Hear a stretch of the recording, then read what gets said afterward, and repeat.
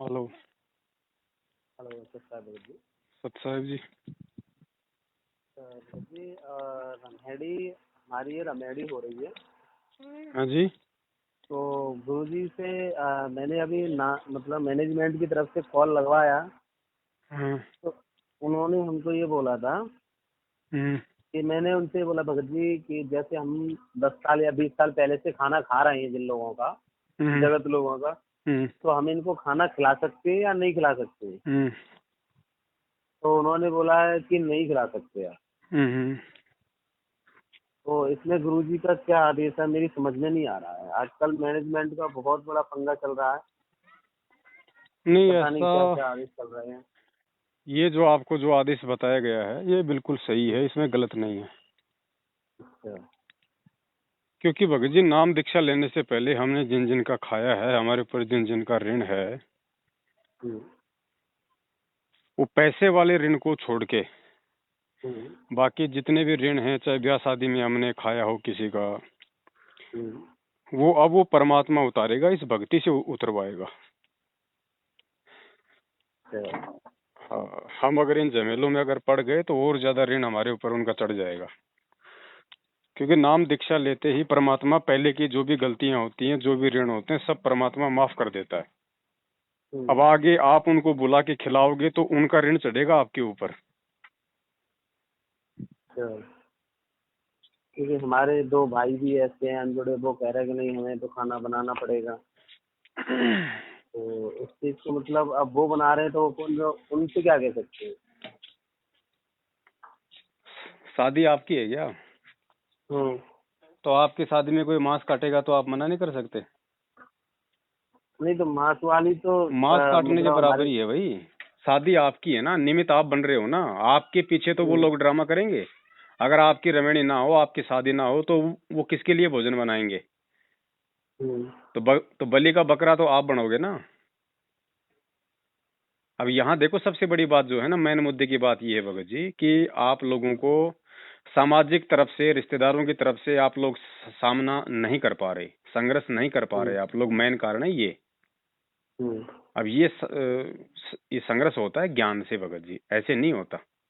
इसीलिए परमात्मा कहते हैं कि नाम दीक्षा लेने में जल्दबाजी मत करो। मैं कहीं भक्के नहीं जा रहा, मैं यही हूँ भैया।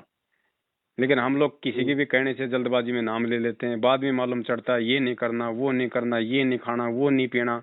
फिर हमारे समस्याएं उत्पन्न हो जाती है। इसलिए परमात्मा कहते हैं भैया, चाहे 4 साल सत्संग सुनो, लेकिन सुनो जब तक पूरा समझ में ना आ जाए, जब तक तुम हर तरीके से मर ना जाओ, जब तक तुम्हें ये ना हम्म, लगे कि हाँ अब मैं भक्ति कर सकता हूँ, ना मैं कोई रिश्तेदारों की कोई दबाव मानूंगा, ना माता पिता का दबाव मानूंगा, ना पड़ोसियों का दबाव मानूंगा। ऐसी स्थिति हो जाए तब नाम लेना चाहिए भगत जी, हर तरीके से सोच समझ के। अब ये समस्याएं, अब क्या करोगे? अगर आप करोगे तो आपकी मर्यादा खंड होगी, मर्यादा खंड होगी तो परमात्मा दूर होगा। फिर जो आपका संस्कार है वो आपको मिलेगा। अगर मौत आनी है अगर उस दौरान, तो मौत ही आएगी, फिर कोई नहीं बचाएगा। वो अब ये तो है। संघर्ष है भगत तो जी, भगवान संघर्ष। की आते हैं। मीराबाई को ना तो ये भगवान मिला था, ना ये नाम मिला था। वो तो बहुत लेट मिला था। उससे पहले श्री कृष्ण की भक्ति में उसने कितना संघर्ष किया। गुरु जी सत्संग क्यों हम्म, सुनाते हैं भगत जी? मंसूर को देखो। ये सत्संग गुरु जी इसलिए तो सुनाते हैं ताकि हमारे को संघर्ष करने की प्रेरणा मिले, हमारे अंदर वो दृढ़ता हो। अब बाकी हम्म, तो चाहे भगत जी जैसा करोगे वैसा परमात्मा देगा, उसका विधान है भैया। लेकिन मोक्ष तो नहीं होगा ना। मेन चीज तो मोक्ष है। मोक्ष के लिए हम हम्म, भक्ति कर रहे हैं, मोक्ष के लिए हमें पापड़ बेल रहे। और जब इस जन्म में हमारा मोक्ष ही नहीं हुआ तो फिर क्या फायदा फिर हमारे संघर्ष करने का भी? अब आप हम्म, बताओ भगत जी, आप किस किस का ऋण उतारोगे? आपके माता पिता ने आपको जन्म दिया, फिर तो आप उनका भी ऋण उतारो। उतारो अगर आप उतार सकते हो तो। आपके माँ बाप का भी तो उनका तो आपके ऊपर कर्जा है ना।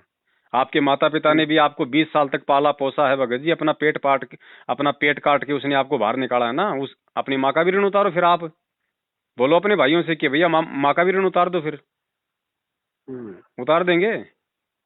नहीं उतार पाएंगे तो। तो माँ बाप का नहीं उतारे तो फिर गांव वालों की क्या टेंशन हो रही है? फिर लोगों की क्या चिंता हो रही है? भगत जी थोड़ा समझना पड़ेगा। देखो अब समय नहीं है। परमात्मा ने जो हम्म, बताना था, जो समझाना था, समझा दिया भगत जी। आज भी अगर हम उस परमात्मा के सिर में अगर ये दर्द ही रखना चाहेंगे तो फिर हम बताओ फिर कहाँ फिर हम भगत हैं भगत जी? हर बार वो परमात्मा ऐसे दुखी रहता है। 650 साल पहले आया तब भी हमने उसको दुखी किया। आज तो कम से कम भगत जी परमात्मा ने पहले हमें शिक्षा इसीलिए दी है कि तुम पहले समझ जाओ हर चीज को। है भाई। सही है। अभी रमैनी नहीं आपके भगत जी, आपके लिए वो रामायण हो जाएगी, ध्यान रखना। जगत में कर रहे हो, भगत में कर रहे हो? जगत में ही कर रहा है, सॉरी भगत में ही है सर जी, दोनों तो करता भगत हूँ में जी। कर रहे हो, फिर आपको फिर बताओ, जब इतना अच्छा आपको मौका मिला है भक्तों में रमैनी करने का, भाई देखो इसी को तो कहते हैं गुरुजी ने क्या बताया कि सूरवीर है मेरे बच्चे। अब सूरवीर कौन होता है? जो सहन करता है। जगत में तो सूरवीर उसको कहते हैं जो मार दे, जो काट दे। भक्ति मार्ग में सूरवीर उसको कहते हैं जो सहन करता है। लोग दो गालियां निकाले सुन ले, लोग उसको ताने मारे कि देख हमारा खा के बैठ गया, आज समय आए तो हमारा नहीं खिला रहा, तो उसको सहन करे और ज्ञान आधार से सोचे कि भाई ये बेचारे अभी उसी परंपरागत रीति रिवाजों में उलझे हुए हैं, इनको ज्ञान है नहीं, कोई बात नहीं, कह लेने दो। हमारे पिताजी को भी तो लोग कह रहे हैं ना, कोई देशद्रोही कह रहा है, कोई गुंडा कह रहा है, कोई भुंडा कह रहा है, कोई हिंदू देवी देवताओं का विरोधी कह रहा है, वो भी तो सुन रहा है ना भगत जी। तो जब हमारा सही बात बाप है, वो सुन तो सकता बहुत। है तो भगत जी फिर हमारी क्या औकात है हम ना सुने? और और इसमें तो हमारा भला है, उल्टा हमारा नुकसान थोड़ी है सुनने में। हमारा भला है, हमारी मर्यादा बचेगी, मर्यादा बचेगी तो भगवान का पंजा हमारे सिर पे रहेगा। इसी को तो संघर्ष कहते हैं। परमात्मा तभी तो हमसे प्रसन्न होगा कि देखो मेरे बच्चे मेरी शिक्षा पे चलते हुए आज देखो कितना संघर्ष कर रहे हैं। जो संघर्ष कोई नहीं कर सकता था, लेकिन इस ज्ञान से मेरे बच्चे देखो मुझे कितना प्रसन्न कर रहे हैं। लोग दुनिया से जो है मतलब वैर भाव मोल ले रहे हैं मेरे लिए, भगवान के लिए, भक्ति के लिए।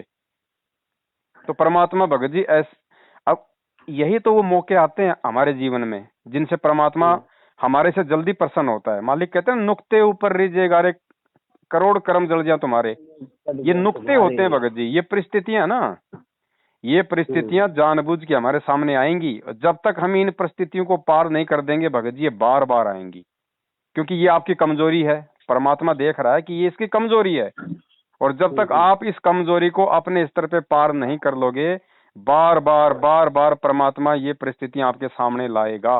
पार आपको करना पड़ेगा। देखो बच्चा जब तक 8वीं पास नहीं करता है, उसको टीचर कभी भी 9वीं क्लास में नहीं बैठाएगा। कभी नहीं बैठाएगा, वो तो जब तक पास वो होगा बच्चा जरूर ज्ञान को जाएगा। आधार बना के जो टीचर ने पढ़ाया है, 8वीं का एग्जाम देके जब तक वो पास नहीं होगा, टीचर अगली क्लास में नहीं बैठाएगा। तो हर जन्म में भगत जी फिर हमारे को ऐसे ही इन परिस्थितियों से गुजरना पड़ेगा। यही ज्ञान आधार है, क्यों ना इसी जन्म में गुजर जाएं। फिर अगर इस जन्म में मान लीजिए हमने लोगों की बातें मान ली, हमने संघर्ष नहीं किया, मर्यादा तोड़ दी, तो इस जन्म में तो पार हम हो नहीं पाएंगे, गारंटेड बात है। इसीलिए परमात्मा ने 1000 साल का समय रखा है कि 1000 वर्ष तक ये मार्ग चलेगा। जो गलतियां आज हम करेंगे, फिर परमात्मा फिर अगला जन्म देगा, फिर अगला जन्म देगा। जब तक हमारे अंदर इतनी दृढ़ता नहीं आएगी जितनी परमात्मा चाहते हैं, तब तक हमें बार बार जन्म मिलेंगे। और हर जन्म में फिर आपके सामने यही समस्या आएगी। शादी, भगत जी शादी कर रहा हूँ, लोगों को खाना खिलाऊं नहीं खिलाऊं, ये आपने अपने बुद्धि स्तर से इस समस्या को पार करना पड़ेगा। चाहे इस जन्म में कर लो, चाहे अगले जन्म में करना, चाहे अगले जन्म में करना। और क्या पता अगला जन्म आपको किसी ऐसे दुखी, दीनहीन, दारिद्र, किसी रोगी परिवार में मिल जाए कि आप भक्ति करने के लायक भी ना बचो। आज कम से कम ठीक ठाक स्थिति में तो हो। अभी तो सही बात है, वो तो कोई अरब कंट्री में मिल गया तो वहाँ तो सब मसले में होते ही है, वहाँ तो और भाई कंडीशन कुछ खराब भी होगी। देखो, अगर हम मर्यादा तोड़ेंगे तो सीधा सीधा बात है, काल का दाव लगेगा। फिर काल अपने हिसाब से फिर हमारा ड्रामा बनाएगा। वो पाकिस्तान में जन्म देगा या नाइजीरिया में देगा, वो फिर उसकी मर्जी है। परमात्मा फिर जाएगा हमारे लिए, फिर परेशान होगा, फिर हमें जाके संदेशा देगा। क्या पता फिर हम समझें ना समझें। तो आज मौका है भगत जी। देखो ऐसा है, आज आप लोगों को जिमा भी दोगे, आप लोगों को खिला भी दोगे, भगत जी वो 2 दिन आपको याद करेंगे। और दुनिया की तो ऐसी आदत है भगत जी, खा पी के भी गालियां निकाल के उठते हैं।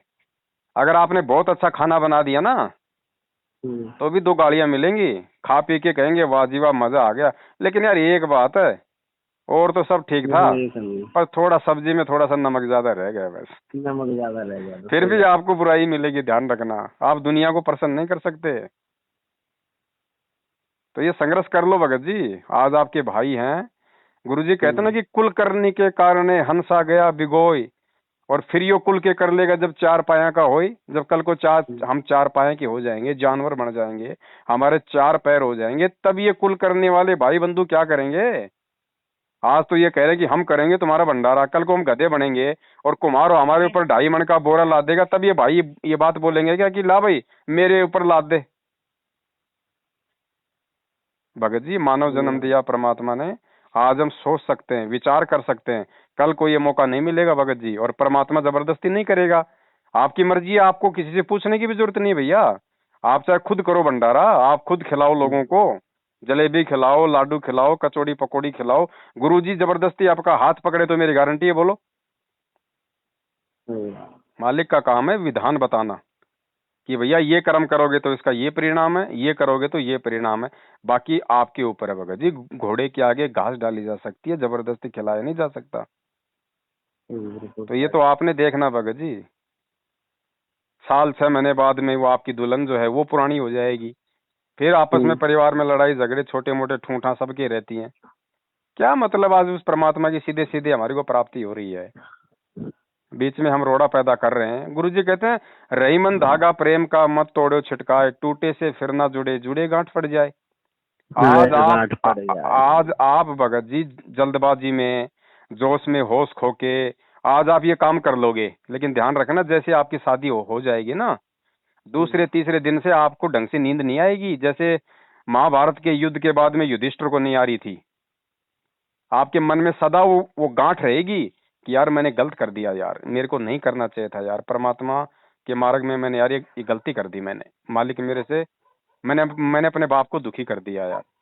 आपको जीने नहीं देगी भगत जी वो, अगर आप भगत हो तो। बाकी तो किसी के क्या फर्क पड़ता है, चाहे शराब पी लो। सही बात है, वो तो जो परमात्मा की वाणी पे चल रहा है उससे फर्क पड़ेगा। भाई सोचो भगत जी, सोचो, आज अगर आप खुद इस परमात्मा का ज्ञान ध्यान लेके संघर्ष नहीं कर पा रहे, कल को आप दूसरे भक्तों को क्या शिक्षा दोगे? आप अगर किसी को शिक्षा भी दोगे तो आपके शब्दों का उसके ऊपर कोई असर नहीं होगा, आपकी करनी और कथनी में अंतर है। और फिर परमात्मा कहते हैं करनी तज कथनी कथ है, अज्ञानी दिन रात कुत्ते ज्यों भौंकत फिरे, सुनी सुनाई बात। शादी करने के बाद आप कल को 4 पुस्तक हाथ में लेके दुनिया को समझाने के लायक नहीं रहोगे, क्योंकि आपने खुद ने गलतियां करी है भैया, आपके शब्दों का दुनिया पे असर नहीं होगा। यही तो हो रहा आज गांव गांव गली गली में लोग गधे की तरह अपने सिर पे ये पुस्तकों का बोरा लाद के मैनेजमेंट के इशारों पे और लोगों को बांटते फिरते हैं। दुनिया समझ रही है क्या? क्यों नहीं समझ रही? क्योंकि भगत नहीं समझ रहे खुद, और जो खुद नहीं समझ रहा उसके द्वारा किया गया ज्ञान प्रचार सामने वाले पे असर नहीं करता। लोग पुस्तकें ले लेके फेंक देते हैं, कोई तो पकौड़ी बेचता है, कोई समोसा बेचता है उनमें, उनके पेज फाड़ फाड़ के। शब्दों का असर उस भगत का होगा जो खुद अपने गुरु के ज्ञान पे चल रहा होगा, फिर उसको पुस्तक बांटने की जरूरत नहीं है। वो 2 बातें अगर मोबाइल पे भी किसी से कर लेगा तो सामने वाले को तीर की तरह लगेगी। बिल्कुल सही बात है, जिस वाणी में ये सत्य होगा वही लगेगी, लेकिन फैक्टर ये है ना।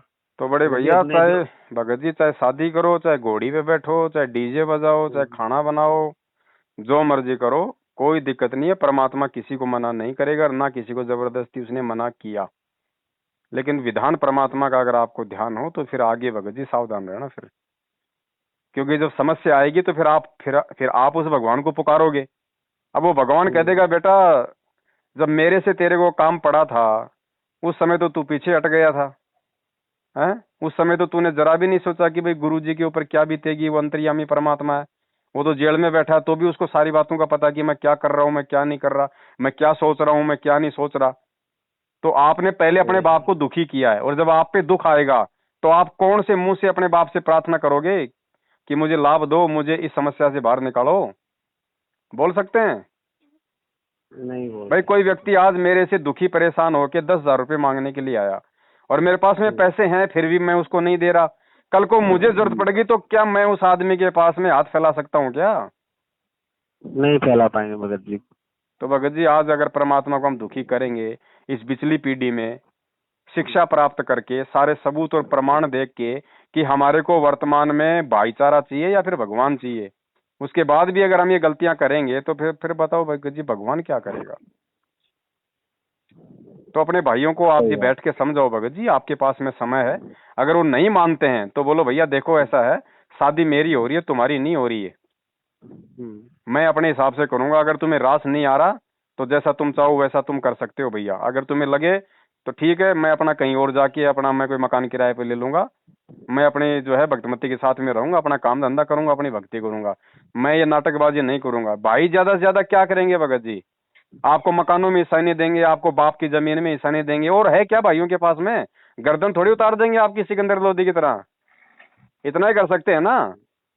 हाँ बस इतना ही कर तो सकते इस हैं, बस इतना प्रॉपर्टी भी नहीं तो करेंगे हमारी, शायद। तो भगत जी भगत की असली प्रॉपर्टी क्या है, ये माँ बाप के पुश्तैनी मकान, ये जमीन जायदाद थोड़ी है। हमारी असली प्रॉपर्टी तो हमारा हमारा परमात्मा है, उनका ज्ञान है, उनकी मर्यादा है। सही जब बात। मंसूर ने भगत जी मर्यादा के लिए, उस परमात्मा के लिए, भक्ति के लिए, कि मेरा गुरु कहीं नाराज ना हो जाए, उसने अपने भगत जी अंग अंग उसने कटवा दिया। सही बात, पहला ना पहला ना खड़ा था। संघर्ष करोगे तभी भगत जी बात बनेगी। क्योंकि देखो हम अपनी इच्छा से सतलोक से यहाँ आए थे ना, परमात्मा ने तो धक्के नहीं मारे ना हमें जबरदस्ती। सही बात है, वो हमारी तो हम खुद की, अपनी बातों से आए थे। हाँ हमारी खुद की इच्छा थी तो हम यहाँ आए। आज वही बात है भगत जी, परमात्मा जबरदस्ती धक्के मार के नहीं लेके जाएगा। जब तक हमारी खुद की सतलोक जाने की वापस वही इच्छा नहीं बनेगी जो सतलोक से यहाँ आने की बनी थी, तब तक परमात्मा नहीं लेके जाएगा। अब ये इच्छा चाहे आज बना लो, चाहे अगले किसी जन्म में बना लेना, ये आपकी अपनी मर्जी है भाई। बाकी संघर्ष करना पड़ेगा भगत जी। गुरुजी ने कहा है कि जब वो 250 550 साल पहले मीरा एक लड़की होके और इतना संघर्ष कर सकती है, तो क्या आज वाले नहीं कर सकते। आज मीरा के कोई 4 हाथ पैर थे, लेकिन बात है समझ में आने की। पहली बात तो आपने ये प्रार्थना लगानी ही नहीं थी मैनेजमेंट के वहां पे। मतलब क्या निकलता है, आप सुबह सुबह लेटरिन करने जाओगे तो क्या गुरुजी से प्रार्थना लगवाओगे कि गुरुजी बाथरूम में ठंडा पानी भी आ रहा है, गर्म भी आ रहा है, मैं गर्म से हाथ धोऊं, ठंडे से धोऊं। ये भगत जी, ये कॉमन सेंस की बातें होती हैं सत्संग सुनने के बाद में। अगर कोई जटिल समस्या है, उसका समाधान नहीं है, तो एक बात अलग होती है। ये तो कॉमन सेंस की बातें हैं। जब गुरुजी ने कह दिया ना दहेज लेना, ना दहेज देना, ना किसी को जिमाना फालतू में, ठीक है, ठीक है। अगर भैया अगर जैसे आपके रिश्तेदार हैं, 10-15 उनके रिश्तेदार हैं, 2-4 आपके परिचित हैं, वो लोग इकट्ठा हो सकते हैं, अपना सादा भोजन बनाओ, परमात्मा का सत्संग लगा दो, और सीधे साधे तरीके से चाहे चाहे चाहे उस लड़की के, चाहे अपने रेमेनी लगा के, चाहे आप अपने घर पे रेमेनी करो, चाहे लड़की वाले के घर पे रेमेनी करो। इसमें तो कोई कोई भगत जी कोई मैरिज गार्डन बुक करने की भी जरूरत नहीं है, कोई टेंट लगाने की भी जरूरत नहीं है। अपना एक बड़े से कमरे में ये काम हो सकता है। 16 मिनट की तो बात है। कोई वीडियोग्राफर बुला के कोई शूटिंग थोड़ी करवानी है। वो तो ऐसा ही हो रहा है सब कुछ। लेकिन बात यही सब लोगों की अड़ रही थी कि खाना की हमने और पापा हमारे दोनों हम लोग जुड़े हुए हैं। तो ये समाज में बैठ के हमने बहुत यही बात की थी कि हम इस चीज में भाग नहीं ले सकते, और ना ही हमारे गुरुजी ने ऐसा कहा है कि अगर हम ऐसा करते तो फिर हम गुरुजी का आदेश क्यों मानते। हम गुरुजी का आदेश मान रहे हो तो फिर आप मेरे बीच में क्यों अड़चन बन रहे हो। तो उन सबका कहना यही है कि भाई खाना तो आपको बनाना पड़ेगा। भगत जी अगर वो जगत वाले हो के अगर वो काल प्रेरणा से अगर अपनी बातों पे अड़े हैं, तो आप भी तो भगत हो। क्या आप सतगुरु की प्रेरणा से संघर्ष नहीं कर सकते। लेकिन भगत जी हमारे अंदर वो हिम्मत होनी चाहिए फिर ये चीजें छोड़ने की, ये जमीन जायदाद का मोह छोड़ने की, ये मकानों को, ये प्रॉपर्टी छोड़ने का। भगत जी हमारे अंदर फिर ये हिम्मत होनी चाहिए फिर इतनी। ऐसे संघर्ष नहीं होगा। अरे भगत जी राजा आदम सुल्तान की कहानी सुनाई परमात्मा ने बलक बुखारे के बादशाह की। आपके पास क्या होगी भगत जी, आपके बाप के 10 बीघा जमीन होगी, 50 बीघा जमीन होगी, आप 3 भाई हो, 4 भाई हो, आपके आपके 10-10 बीघा हिस्से में आ जाएगी। 10 बीघा की कीमत क्या होगी आपके हिस्से में, मुश्किल से 20-25 लाख रुपए की होगी। इतनी हो सकती है ना। सही बात, इतनी हो सकती। बलक बुखारे का बादशाह भगत जी 16,000 जिसकी रानियां थी, 18 करोड़ या कितने 18 लाख उसके घोड़े थे, और इतना वैभवशाली था। गुरुजी कहते हैं कि देवताओं का राजा इंद्र भी शर्मा जाता था उसके वैभव को देख के, जब वो हाथी पे बैठ के अपने सवारी पे निकलता था। और उसने मुंह काला करके भगवान के लिए राजपाट को लात मार दी उसने रातों रात। तो हम क्या ये 10 बीघा जमीन का मोह भी नहीं छोड़ सकते भैया। अगर ये भी नहीं छूटेगा तो सोचो फिर हमारा मोक्ष कैसे होगा। बिल्कुल सही बात है। भगत जी संघर्ष आपने करना पड़ेगा। भाई तो काल प्रेरणा से अपनी जिद पे अड़े हैं, आपके पास भी तो सदगुरु की प्रेरणा है, और काल प्रेरणा से ज्यादा प्रबल, ज्यादा ज्यादा पावर हमारे सदगुरु की प्रेरणा में है। लेकिन संघर्ष करना पड़ेगा भगत जी। आज अगर आप हार जाओगे तो आज आप काल को जिता दोगे,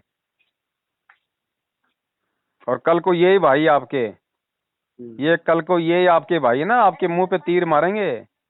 देखो है तो ये भी मालिक की आत्मा, आज नहीं तो कल जब इनके संस्कार आएंगे, ठोकर खाएंगे, तो नाम तो ये भी लेंगे परमात्मा से, ऐसी बात नहीं है। उस समय ये आपको क्या कहेंगे, अरे नालायक, अरे दुष्ट आदमी, तू तो हमारे से पहले से जुड़ा था रे गुरु जी से, हैं, और जब तेरे को सब बातों का पता था तो नालायक तूने उस समय संघर्ष क्यों नहीं किया, हमारी बात तूने क्यों मानी। हम तो काल प्रेरणा से बोल रहे थे, तेरे साथ तो भगवान था, तू कैसे झुक गया। क्या जवाब दोगे उस समय। कोई जवाब नहीं होगा उसमें, कैसा होगा।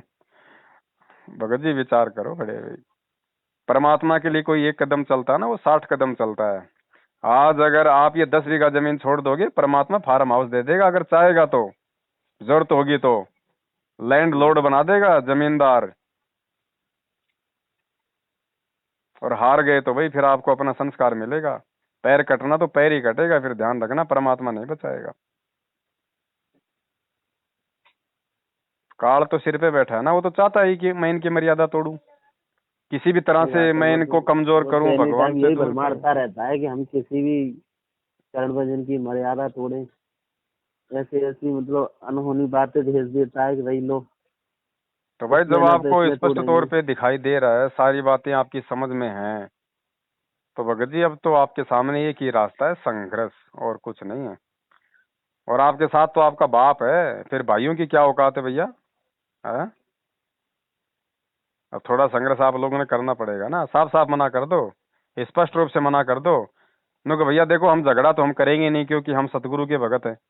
ज्यादा से ज्यादा तुम क्या कर सकते हो, हमें ये कहोगे कि तुम इस घर में नहीं रहोगे, तेरे को जमीन नहीं मिलेगी, तो कोई बात नहीं भैया, जमीन को अपने सिर पे बैठा ले, ये मकान अपनी जेब में डाल ले, ये चला भाई साहब। तो कहीं भी 2-2.5 हजार का मेरी तरह मकान किराया लो, दुनिया भर के काम धंधे हैं, अपना करके खाओ, परमात्मा साथ में रहेगा तो काहे की टेंशन है। सही बात। चलो भाई, अब तो एक ही बात रखनी है माइंड में, संघर्ष करो, एक तरफा चलना पड़ेगा भगत जी। परमात्मा करेंगे बिल्कुल, बाद में परमात्मा करेगा, लेकिन हम अगर अपने मन में ठान लें तो कि परमात्मा चाहे कुछ भी हो जाए, तेरी मर्यादा नहीं तोड़ूंगा तो नहीं तोड़ूंगा, फिर परमात्मा साथ है, फिर आपको टूटने नहीं देगा, पल पल हाथ पे रखेगा परमात्मा। समर्थ है भैया, अंतर्यामी है, फिर भगवान कौन से दिन काम आएगा नहीं, बताओ। और आज टूट गए तो भगत जी फिर हर बार आपको तोड़ेंगे लोग, हर बार बात बात पे तोड़ेंगे, फिर एक ही नहीं, फिर आपकी सैकड़ों मर्यादा आपकी खंडित करवाएंगे, ध्यान रखना। तो निर्णय कर लो बड़े भाई, परमात्मा को दंडवत प्रार्थना करो, मालिक ही कोई रास्ता दिखाएगा आपको। वैसे मालिक ने तो रास्ता तो दिखा ही रखा है, बाकी हिम्मत मांगो परमात्मा से, शक्ति मांगो, आत्मबल मांगो भगत जी, परमात्मा जरूर दया करता है, लेकिन आपकी भी इच्छा होनी चाहिए ना।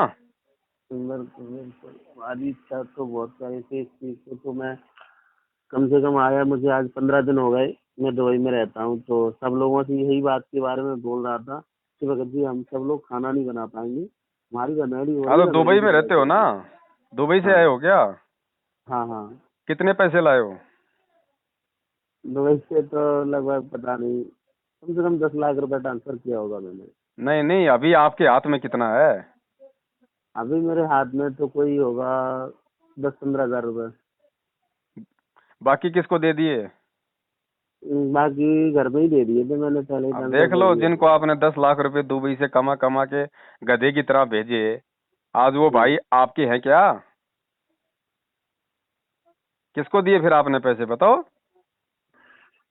दिए तो घर में ही दे भाई साहब को। तो बताओ फिर, आज आपके भाई कहाँ हैं वो, आपके पैसे भी खा गए और आज आपकी बात नहीं मान रहे, जबकि आप तो उल्टा उनका मतलब आप उनका भला कर रहे हो। आप तो फालतू का जो 1-2 लाख रुपया बर्बाद होना है, अरे लोग तो अपने घर पे भी खा लेंगे एक टाइम, वो कौन सा आपका एक टाइम खा के कौन सा उनकी 1 साल की भूख शांत हो जाएगी। दुनिया खा रही है ना अपने घर पे। और चाहे कितना अच्छा कर दो भैया, 4 दिन लोग याद रखते। अब आप सही खुद बात। खुद निर्णय करो, आपके भाई आपके कहाँ हुए। भाई तो वो होता है जो भाई के सुख दुख में खड़ा होता है। अब ये तो आपको बर्बाद करने पे तुले हुए हैं। भगत जी हमारा परमात्मा है और कोई नहीं है, ध्यान रखना। बिल्कुल सही बात है। परमात्मा कहते हैं ना कि भाई ससुरा, मालिक ने जो एक शब्द है गुरु जी का, ये सब काल है।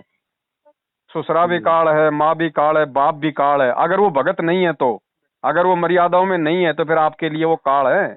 तो आज आपके दोनों भाई आपके लिए काल साबित हो रहे हैं। बेटा बाप और भाई, ये मात पिता कुलदाई। कोई काका कहना बोले, कोई ताऊ से हो जा ओले, ये मालिक का शब्द है ना। कोई फुफ्फसरा ननदोई। भाई ये ध्यान रखो भगत जी इन बातों का। ये बड़ी मुश्किल से भगवान मिला है, हाथ से छूट गया भगत जी, मलते रह जाओगे फिर।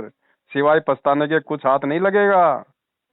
अर्जुन सर्जुन ने तो छोटी सी गलती करी थी, 250 साल तक मानव शरीर में कष्ट भोगने पड़े थे।